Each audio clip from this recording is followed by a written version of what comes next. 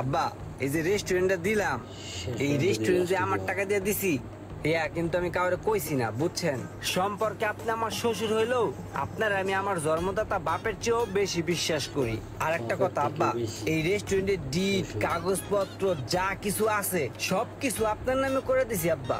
আপনি কিন্তু আব্বা এই কথাটা বাইরের কারো কাছে কোয়েন না, এমনকি আমার আব্বার কাছেও কোয়েন না, বুঝছেন? আরে না, তুমি আমার নামে রেস্টুরেন্ট দিছো, এটা আমি মাইন ছেড়ে কইতে যাবো কে? বোকা, আমি কি পাগল নাকি?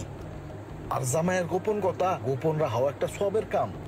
ঠিক আব্বা, ঠিক ঠিক আব্বা, ঠিক। এর লেগেই আপনার আমার ভাল লাগে আব্বা, বুঝছেন? অনেক ভাল লাগে আব্বা আপনার, আমার বাপের চেয়েও বেশি ভালোবাসি আপনার আব্বা। এলেন আব্বা, এখানে 20,000 টাকা আছে, এটা দিয়ে আপনি চা নাস্তা খাইবেন আব্বা, ঠিক আছে? টাকা পয়সা লাগলে আমার কইবেন আব্বা।